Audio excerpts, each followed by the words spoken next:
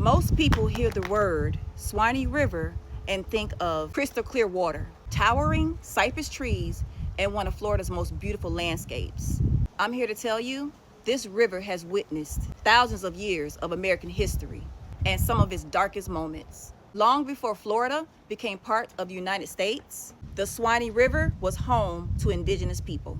For thousands of years, they fished these waters, raised their families along its banks, and built thriving communities. To them, the river wasn't just water, it was life. Then Europeans arrived and the land changed forever. As plantations spread across North Florida, enslaved Africans were forced to clear the forests, build roads, harvest cotton, cut timber, and cultivate the land surrounding this very river.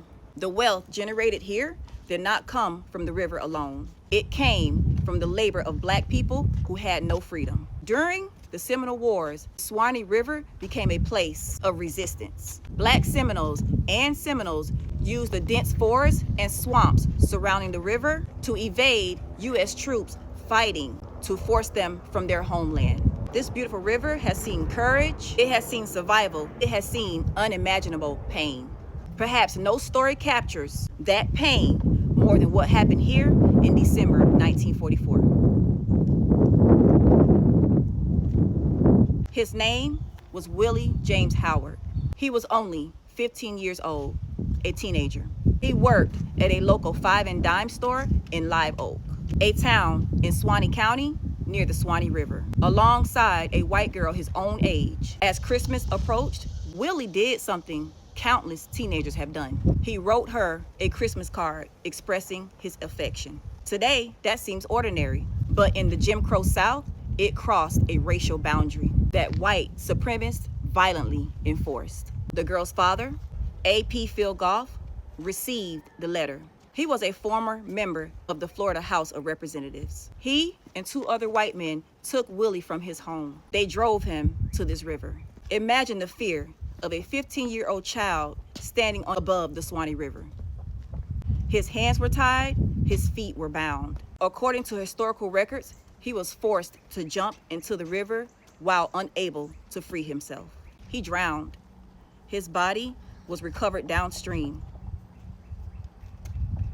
Not because he committed a violent crime, not because a jury convicted him, not because a judge sentenced him, but because he wrote a Christmas card. His parents pleaded for justice, and the case made national headlines. Civil rights organizations demanded accountability, yet a local grand jury refused to indict the men responsible. No trial, no conviction, no justice. The Suwannee River carried away more than the body of a 15-year-old boy. It carried away a family's future, a young man's dream, and it became another silent witness to racial terror in America.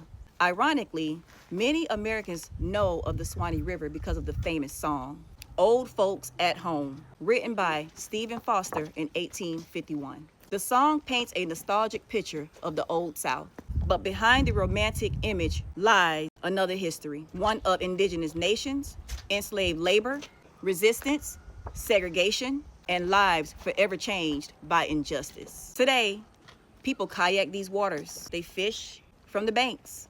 They admire the beauty of the river. Few realize they are standing where history unfolded. The Suwannee River doesn't speak, but if it could, it would tell stories of Black Seminoles who fought for freedom. And it will whisper the name of a 15-year-old boy, Willie James Howard. Because rivers never forget. The question is, will we? So I'm here above the Suwannee River. I talked to a local here. She was really, really nice, really sweet. She shared with me that the reason why it's that color is because there are leaves under there at the bottom of the river. Being up here, it's very high. You can see, I can't even stand right here on the stoop. It is that scary up here. The locals said that this is now called the Graffiti Bridge, and you can see why. It's graffiti everywhere. It's really beautiful out here, very calm and peaceful. I just hate to hear about all the tragedies that occurred, but other than that, it's beautiful. Really nice people come on the bridge and they talk to you. The wind blows, feels really good.